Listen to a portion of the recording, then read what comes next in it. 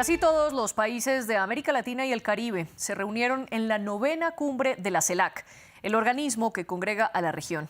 El evento de jefes de Estado y de Gobierno se realizó en Honduras el 9 de abril y el tema central fue cómo unirse para hacerle frente a los aranceles impuestos por el presidente de Estados Unidos, Donald Trump.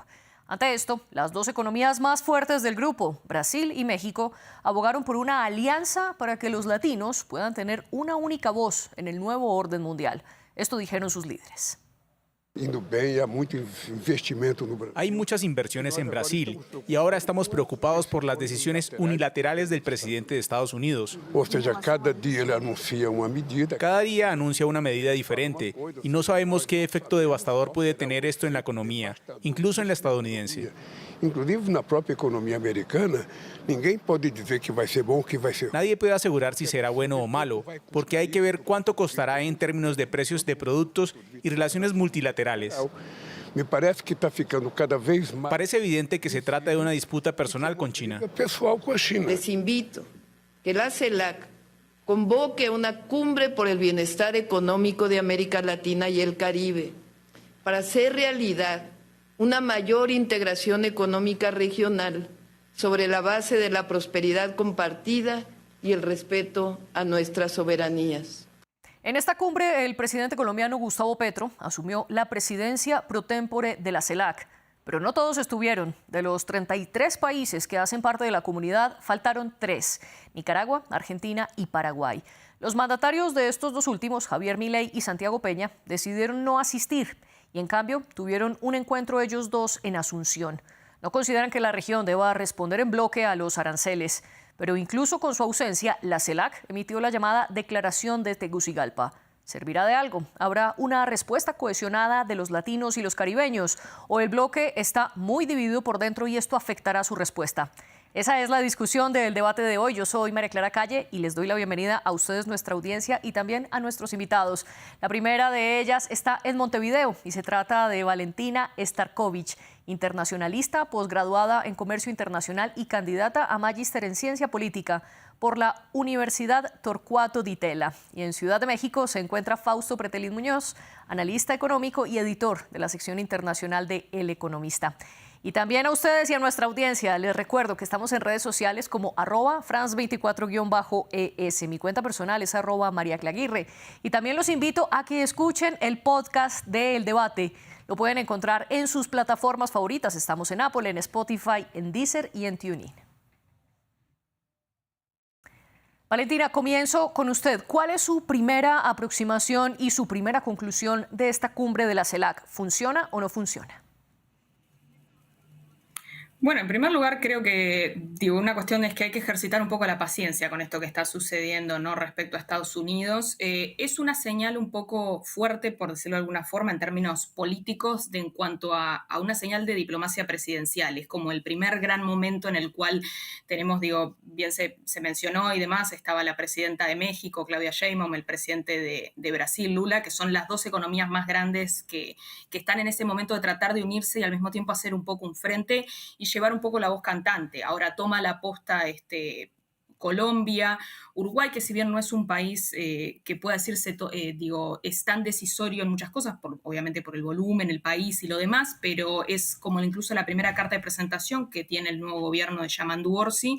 Entonces es una señal muy fuerte eso mismo, que se pueda llevar a hacer en la concertación. Algunos dicen que es más bien un foro que se está llevando hacia lo político, porque estos presidentes viran hacia la izquierda, pero es una señal, se da todo más bien, en el momento justo muy clave de la CELAC, pero empezar a creer que existe una señal de concertación, aunque sea momentánea, y también ejercer presión contra estos países, los cuales dentro de América Latina no tienen el mismo posicionamiento e incluso ni siquiera se quieren sentar hacia la mesa de básicamente de diálogo, porque no es una negociación conjunta, sino que es un diálogo para buscar llegar un poco a un consenso, no consenso respecto a lo que está aconteciendo, que se denomine una amenaza o no, pero de las decisiones de Estados Unidos. A priori, el simple hecho de eso, de que se pueda llevar, de que se genere una conversación alrededor de esto y que se generen distintos tipos de actuaciones más bien del carácter bilateral y demás, pero que se hable de una concertación a través de toda América Latina y que esté incluyendo también,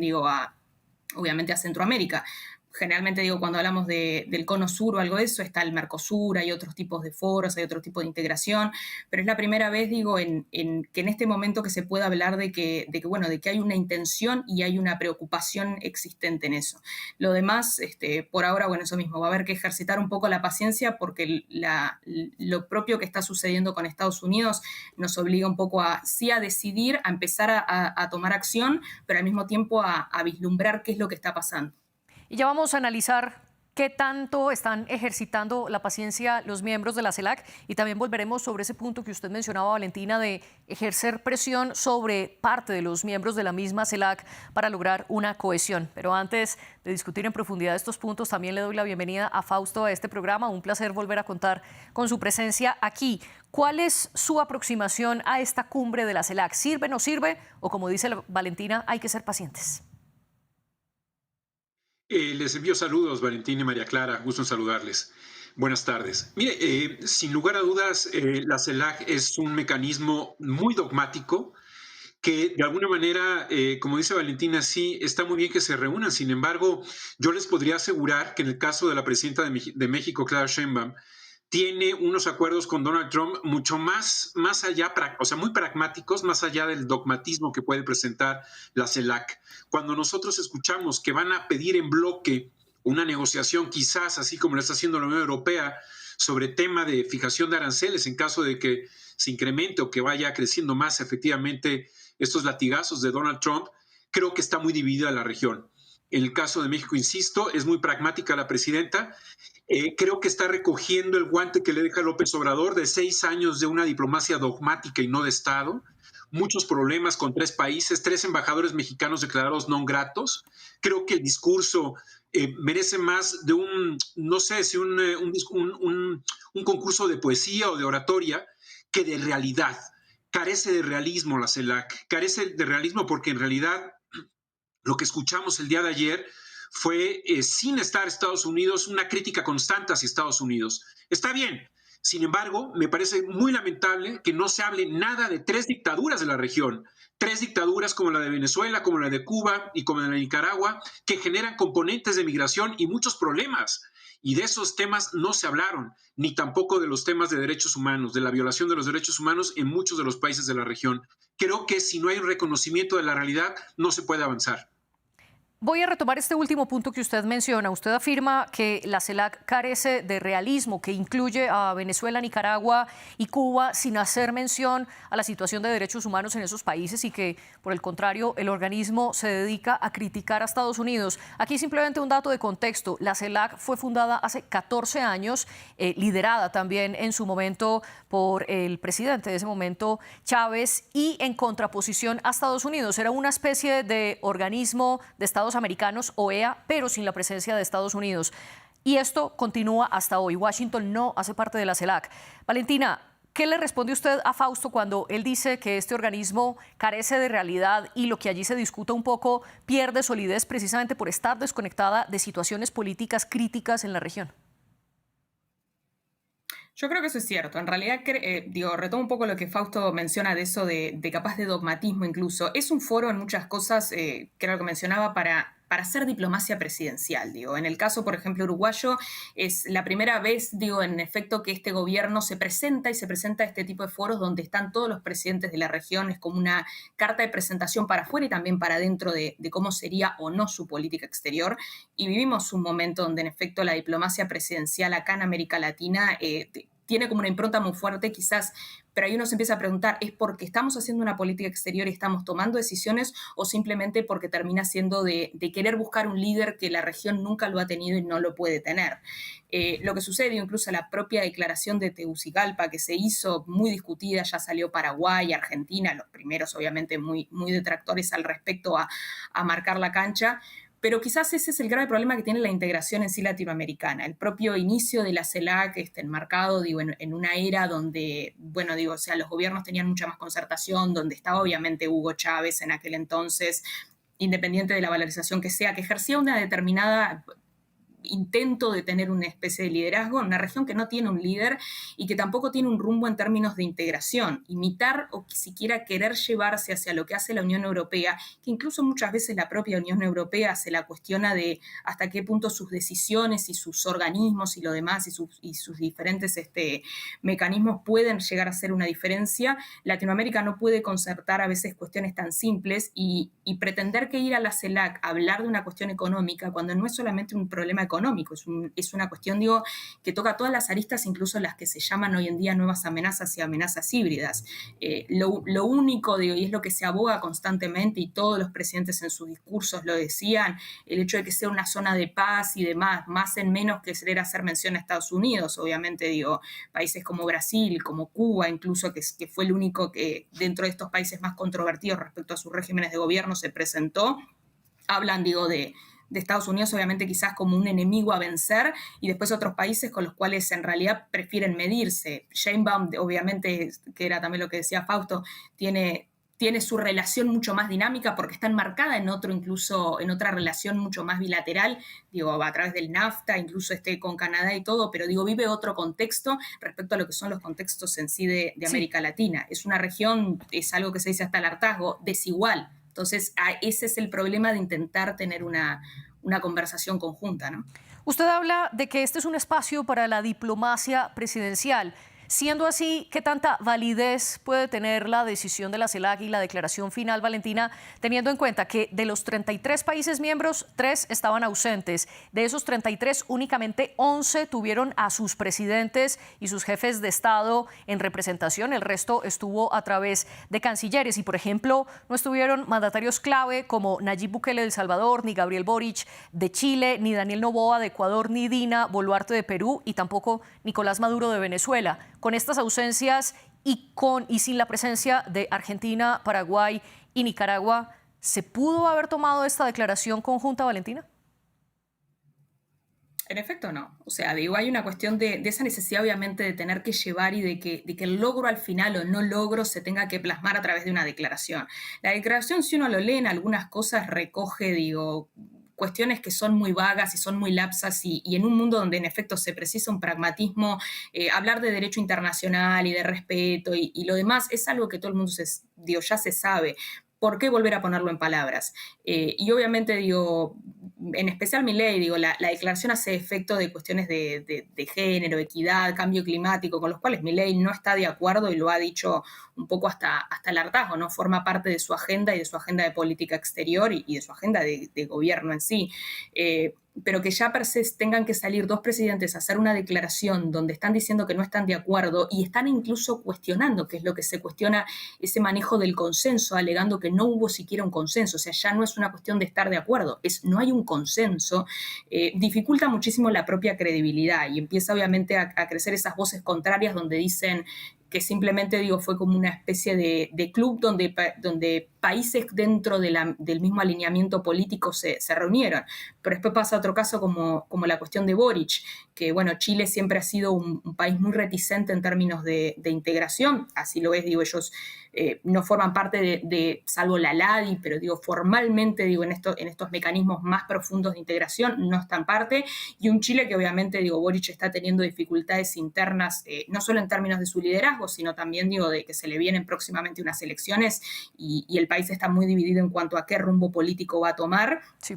Entonces, digo, eso ya dice muchísimo, que ni siquiera los propios, digo, todos los que están dentro de todo de acuerdo, tampoco forman parte de un foro que ni siquiera para ir a hacer un discurso en vivo. Y, Fausto, le quiero preguntar sobre esta figura del consenso para que luego sí procedamos a analizar qué fue lo que dijo la CELAC, especialmente frente al tema de los aranceles, porque justo como lo señala Valentina, el consenso ha sido muy criticado. El canciller de Honduras, Eduardo Enrique Reina, dice que había un consenso suficiente y que 30 países no podían esperar a los 3 ausentes para adoptar la declaración de Tegucigalpa. Aquí recordando que Honduras tenía la presidencia pro tempore de la CELAC hasta que se la otorgaron a Colombia en este evento. Sin embargo, Paraguay y Argentina, las cancillerías de los dos países, emitieron un comunicado rechazando esta declaración, diciendo que no se puede hablar de ningún consenso, precisamente porque no están los 33, y concretamente Paraguay dice que la figura del consenso suficiente que defienden los hondureños no existe en el derecho internacional. Cuéntenos qué hay de fondo en esta discusión y si se puede hablar o no de un consenso. Bueno, yo creo que todo nace precisamente de que al no estar vinculante esta declaración final con constituciones, con el derecho local o doméstico de los países, porque carecemos de instituciones comunes a diferencia de la Unión Europea. La OEA inclusive es una institución, a diferencia de la CELAC, que no es una institución. Creo que de alguna forma ahí se transparenta esta polarización. Yo recuerdo que hace 2 o 3 años, cuando México tenía la presencia pretémpore de la CELAC, Marcelo Ebrard, que era el canciller de México, decía, es que no se puede hablar de política, porque le preguntaban, bueno, ¿por qué no hay conclusiones políticas? Y dijo, no se puede porque está el ambiente muy polarizado. Y creo que de alguna forma la estela de esa pospandemia continúa, hay divisiones muy claras, e insisto, creo que uno de los elementos más notables que puede uno analizar a través de lo que es la CELAC es que se distancian mucho de la realidad. En el caso de México, por ejemplo, vivimos una crisis de seguridad como nunca antes. Son 30 años de un abandono, son 30 años donde el Estado ha perdido control del territorio y eso no se transparenta en la CELAC. Entonces, si solamente se va a hablar de las cuestiones del acuerdo verde, de términos ecológicos y demás, son compromisos que no están funcionando y que no concluyen a nada, no llevan a nada. Creo que, insisto, y este nacimiento de la CELAC nació precisamente bajo el liderazgo de Hugo Chávez, que en su momento pues era uno de los principales líderes de la región, pero después mutó a una dictadura. Y ese es un gran problema de la región. Las divisiones ideológicas, la erosión de la democracia, la violación de los derechos humanos y la ausencia en estos mecanismos de análisis sobre la seguridad. Creo que ahí está la clave. No son realistas y ese es un grave problema. Y más allá de esa desconexión de la realidad, volvamos al tema de la unidad, porque con la excepción de los 3 países que ya hemos mencionado, los 30 asistentes a la cumbre coincidieron en una declaración de 8 puntos. Uno de los 8 puntos, el primero de ellos, hace una referencia directa a los aranceles de Estados Unidos. Dice que la CELAC rechaza, y esto lo cito entre comillas, la imposición de medidas coercitivas unilaterales contrarias al derecho internacional, incluidas las restrictivas al comercio internacional. Aunque no hablan de manera explícita de los aranceles, sí es un llamado a los impuestos que ha dicho y que ha ordenado la administración de Trump. ¿Puede responder en bloque América Latina y el Caribe, Fausto, desde la CELAC a los aranceles? Imposible.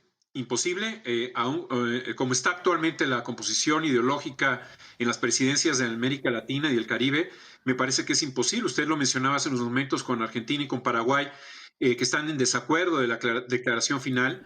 Imposible porque Donald Trump le gusta negociar de manera bilateral, no en grupo. No quiere a la Unión Europea. Estoy de acuerdo, tampoco hay que caer en las condiciones de Donald Trump.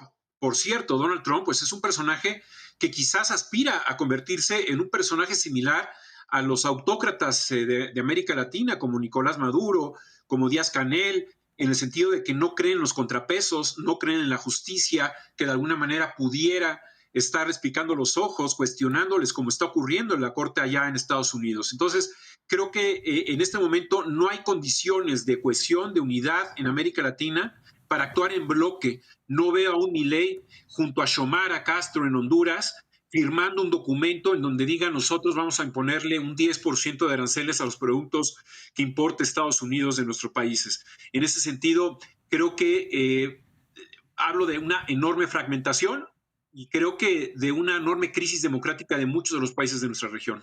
Y ante esa fragmentación, varios de los presidentes hacen llamado a la unidad, precisamente. Y aquí la nueva presidencia pro tempore que la ejerce Colombia, Gustavo Petro, habla del multilateralismo enfrentado a la soledad. Para él, la soledad son las decisiones que está tomando Donald Trump de manera unilateral y dice que la respuesta ante esto debe ser el multilateralismo y que por eso los latinos deben unirse.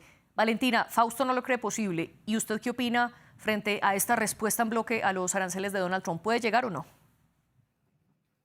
No, es bastante improbable. Eso es vivir en una utopía, digo, y tal cual digo, es un poco lo que dice Fausto, de que es una región que en muchas cosas, digo, a ver, el propio secretario general de la LADI constantemente menciona que es la región más desigual del planeta. Entonces, si ya estamos hablando que en términos económicos, en términos comerciales, de producción, de lo que sea, es una región desigual, no existe siquiera la intención de hablar en bloque. O sea, pensando incluso, digo, a nivel del Cono Sur en el Mercosur. Tampoco el Mercosur muchas veces tiene la capacidad de en definitiva, poder sentarse a negociar. Incluso ahora en estos días hay una primera aproximación de reuniones en el Mercosur, donde van a convivir, digo, la presencia que ostenta Argentina con un Brasil con el cual no dialogan los presidentes, y un Uruguay que está un poco ahí en el medio, y un Paraguay que de nuevo, digo, está también, digo, un poco en el medio. Entonces, si tampoco en ese tipo de bloques que se supone que tienen algún tipo mayor de conexión no se puede, aspirar a que toda Latinoamérica tenga una reacción es imposible, digo, incluso por las propias cercanías geográficas. La presión o lo que sea además que va a tener Centroamérica no es lo mismo. La propia imposición de los aranceles, se habla de un 10%, el gobierno uruguayo salió obviamente, digo, a buscar, digo, un poco de entender qué es lo que estaba sucediendo, y ahí empiezan a ver incluso las listas de restricciones, donde la madera, entonces incluso la propia capacidad, digo, y la oferta exportable no es igual. Recojo lo mismo de lo que dice Fausto respecto a la manera de negociar. Trump está esperando, y por eso, digo, intenta constantemente con esas presiones y va midiendo un poco de esperar 90 días y de nuevo los 90 días, porque está viendo, digo, qué países se sientan a intentar negociar y qué países no, y qué países se ponen. Y no va a ser lo mismo con países que son gigantes, como puede ser el caso de Brasil o incluso el propio caso de Colombia, que se pueden querer imponer de una determinada manera con respecto a los países más pequeños, donde Estados Unidos ocupa el segundo o el tercer lugar de las exportaciones. Y hablar de un multilateralismo en eso, donde tampoco hay un comercio intrarregional, creo que se habla de un 13 o un 14%, es intentar reactivar muchas cuestiones que nunca están vigentes. Y muy brevemente le quiero preguntar algo, Valentina. Usted menciona Mercosur. Simplemente para recordarlo, esta es una alianza donde están integrados los mercados de Argentina, Brasil, Paraguay, Uruguay y recientemente Bolivia. La idea de Argentina y Paraguay es que la respuesta hacia los aranceles pueda venir desde Mercosur, no desde la CELAC. ¿Lo ve factible o tampoco, precisamente por lo que nos explicaba que Donald Trump quiere negociar directamente con cada país? Yo creo que va de un poco por ese lado. Obviamente, digo, creo que el Mercosur está viviendo incluso una especie entre crisis y de nuevo oportunidad. El Mercosur constantemente está puesto, digo, en tela de juicio acerca de si está funcionando como bloque o no está funcionando. Digo, incluso, digo, en términos de integración tiene muchos desfasajes. Es una zona de libre comercio, es una unión aduanera imperfecta. Ahí está el inconveniente. Y vamos a lo mismo, hay que sentarse a negociar, hay que sentarse a dialogar. Las diplomacias se pueden sentar, todos podemos tener alguna cuestión, pero digo, hay intereses muy, muy distintos. Argentina ya se ve, digo, la propia política exterior, cómo está reaccionando. Un Paraguay que en realidad la puja entre Estados Unidos y China no le interesa, porque no le interesa dialogar con China, porque no tiene relaciones diplomáticas, tienen relaciones con Taiwán. Un Uruguay que está un poco, sí manteniendo la política exterior anterior, cambiamos de signo político, pero igual intentando en algunas cosas mantenerse un poco en esa política exterior, pero virando mucho más hacia Brasil. Entonces, hay muchos frentes abiertos como para intentar verlo. Ni siquiera es posible entre ellos, porque de nuevo las necesidades y la manera de respuesta ante Estados Unidos es totalmente distinta. Y Fausto, le voy a preguntar sobre la posición de México y la presidenta Claudia Sheinbaum. Ella en la CELAC dice de manera explícita que allí en esta asamblea se tenía que hablar del orden económico y mundial que, según ella, nos impone Estados Unidos con sus medidas arancelarias y su política de migración.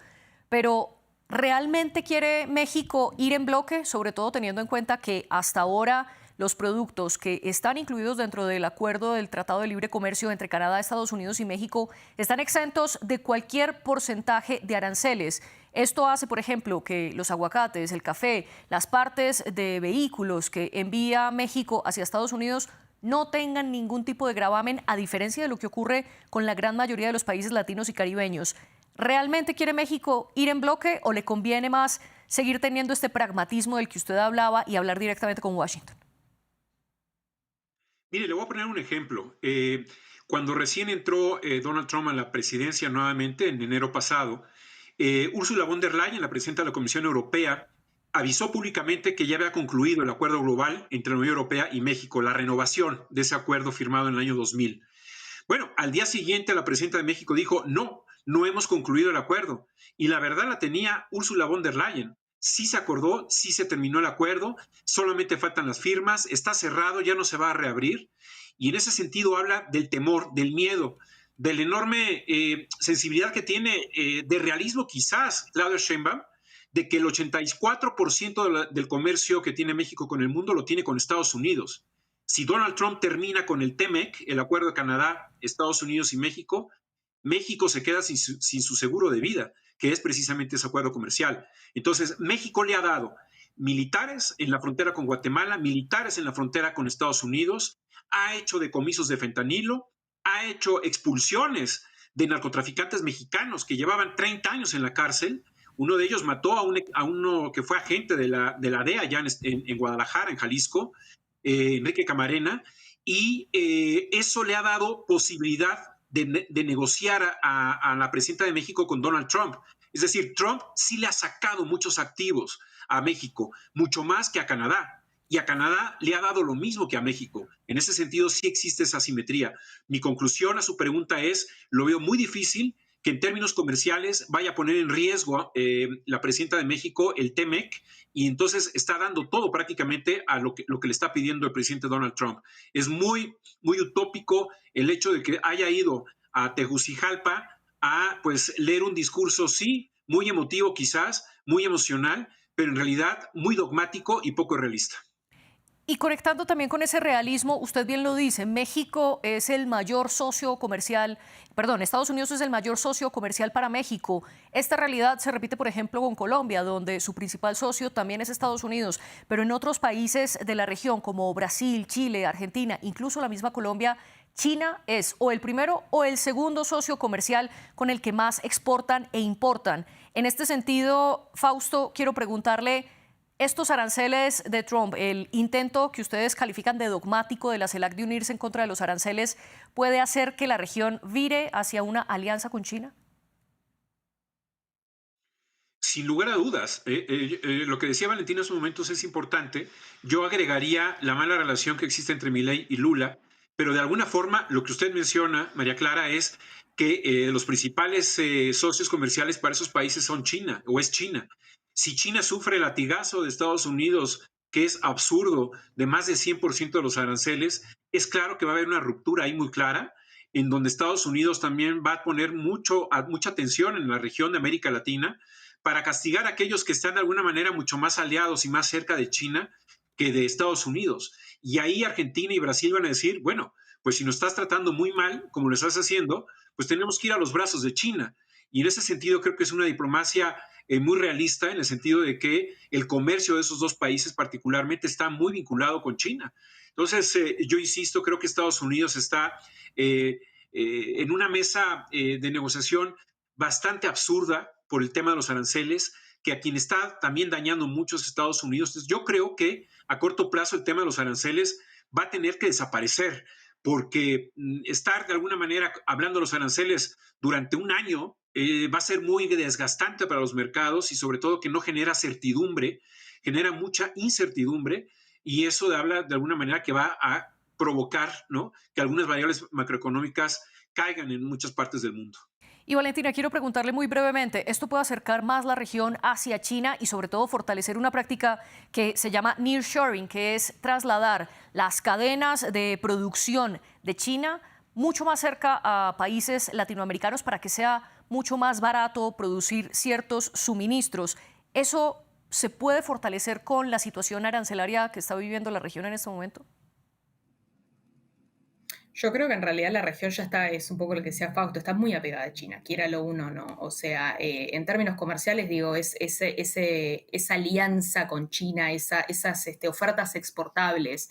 El Mercosur, digo, es un claro ejemplo. Esa dicotomía de intentar en parte irse hacia China. El caso uruguayo se intentó un poco sin éxito y ahí, digo, un poco medio intentó dinamitar, por decirlo de alguna forma, la relación con los socios, mantener un TLC con China. Prácticamente, digo, imposible, una negociación que quedó ahí entre medio, pero sí, obviamente, digo, esto le genera una oportunidad respecto a China. El caso, por ejemplo, peruano es uno muy interesante, donde el primer y el segundo socio comerciales son China y Estados Unidos. Y lo que ellos mismos ya se está viendo, digo, a nivel interno, obviamente, en términos, sí, primero de relaciones económicas, es pensar que, bueno, todo aquello donde es una pérdida o lo que puede ser una potencial pérdida con una suba de aranceles por parte de Estados Unidos es un poco una oportunidad que se puede atraer hacia China, porque además, digo, es un mercado que en cierta forma se está cerrando para volver a abrir hacia otro.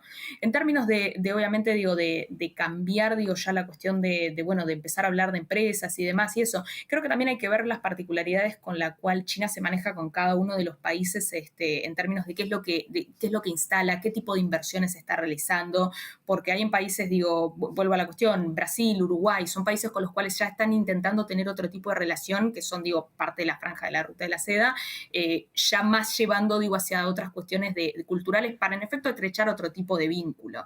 Países como Argentina, obviamente, van a ser los primeros que van a tener un poco que razonar un poco más, porque es un país donde un tipo de inversión de esto le puede servir, pero por otro lado, Argentina es un país este tipo de países donde la mano de obra está más bien enfocada en otros sectores y en sectores, digo, más de tipo de intentar industrializarse o volver a esa antigua época de la industrialización que ya sabemos que fue fallida. Sí. Todo obviamente va a depender, digo, de cómo acá se van a empezar a movilizar. Creo que incluso, digo, para el Cono Sur se le abre más bien una ventana a terminar finalmente ese intento de acuerdo que se tiene con la Unión Europea. Eso es lo que un poco se está abriendo de pensar, no solamente pensar en China, sino también empezar a pensar la respuesta que va a tener la Unión Europea, que es uno de los, no me atrevería a decir damnificados, pero digo, es otro de los cuales también obviamente está un poco en el ojo de la tormenta con Estados Unidos, y una Latinoamérica que ahí sí empieza quizás a ver una oportunidad, ¿no? De finalmente, digo, dejar algunas otras diferencias de lado con la Unión Europea en sí y empezar a transitar quizás una nueva relación comercial. Y para concluir nuestro programa, quiero preguntarles si la economía no puede unir a los países de la CELAC en medio de todas las diferencias que ustedes ya han planteado, ¿puede hacerlo la migración y la contención a las deportaciones desde Estados Unidos? Y se lo pregunto a usted primero, Fausto, además recordando la crisis diplomática que hubo entre Colombia y Estados Unidos a finales de enero, precisamente porque Colombia se rehúsa a recibir migrantes esposados. Y ante esto cita a una reunión de urgencia de la CELAC, una reunión que finalmente nunca se da precisamente porque no hay cohesión al respecto. ¿Puede la migración unir a los países? Muy brevemente, Fausto. Es mucho más probable que sí una a los países la migración que la economía, porque son problemas muy similares, a diferencia de las economías, que también pueden haber asimetrías. Sin embargo, el tema de la migración sí es un componente que se cristaliza mucho en los problemas que están ocurriendo en la frontera hacia Estados Unidos, y son problemas comunes. Yo creo que sí habría esa posibilidad. La migración también influye mucho en el tema de la seguridad. Es decir, el Tren de Aragua de Venezuela o los narcotraficantes en México, esos son problemas que sí se deberían de poner sobre la mesa de la CELAC, sí deberían de ser de alguna manera atendidos. Las dictaduras generan obviamente grandes éxodos poblacionales. En Venezuela, 1 de cada 3 venezolanos prácticamente está ya fuera del país. Es lo que le está sucediendo, le sucedió a Siria en su momento, en donde un gran porcentaje de la población ya está fuera del país. Entonces, creo que esos son los elementos que sí se deberían de trabajar. Hay o debería de haber compromisos, y creo que eso sí es lo que falta. Ahí sí se tiene que trabajar. ¿Y puede la migración unir a los países, Valentina? ¿Y hubo trabajo suficiente, como dice Fausto, que se necesitaba? Creo que, digo, retomo un poco eso que dice Fausto, de que a veces es más difícil la concertación en términos económicos, porque en definitiva es algo mucho más palpable y que ya lleva a otras consecuencias, pero sin embargo a veces en lo humanitario sí. Igual creo que todo depende de con qué lupa se mire. Los países acá, digo, lo que se está tratando, y lo pienso, digo, obviamente, digo, lo pienso desde la perspectiva uruguaya, es un país muy de puertas abiertas y se procura, obviamente, digo, hablar, es una cuestión humanitaria, es un respeto hacia el derecho internacional, abogarse y aplegarse hacia ello. y tal cual digo, es una problemática común y es algo, digo, que todos los países nos escapan. En ese sentido puede ser que sí, porque de nuevo, acá certezas no hay ninguna, pero creo que también hay que ver las particularidades de eso mismo, de los problemas migratorios y de lo que está, digo, llevando más bien a nivel interno. Creo que los países, lo que sucede mucho acá en Latinoamérica, no dejan de tener a veces un recelo, y creo yo, digo, un poco por las historias en común o esa falta a veces de terminar de entender, digo, ya cuestiones mucho más históricas. Pero bueno, digo, obviamente, digo, esto está llevando a una consecuencia de crisis humanitaria, que a veces la vemos tan lejana de lo que está pasando en Europa, pero que acá, digo, también tiene sus consecuencias. Y habrá, digo, que seguir llevando, pero de nuevo, una concertación en muchos términos es imposible. Se podrá llevar, digo, creo a veces a cuestiones más macro, pero digo, cuando ese es el gran problema que tiene Latinoamérica, cuando hay que llevar algo realmente en común y que todos los países estén de acuerdo, ahí empieza a flaquear. Y creo que incluso por más respeto y intento de llevar hacia el derecho internacional humanitario, van a seguir habiendo muchas falencias. Fausto, en una palabra, ¿esta cumbre de la CELAC sirvió en medida de aranceles y deportaciones o no? No, no sirvió. Y para usted, Valentina, ¿sirvió en esta materia esta cumbre? Queriendo llevarlo a un término diplomático, pero igualmente teniendo que atenerse a la realidad, no. Valentina Starkovich y Fausto Pretelín, gracias por acompañarnos en el debate de France 24, un programa esta vez producido por Luis Montes y, como siempre, la persona encargada de conseguir a los invitados, Tania Herrera. Ustedes vean más en france24.com y nosotros nos vemos de nuevo.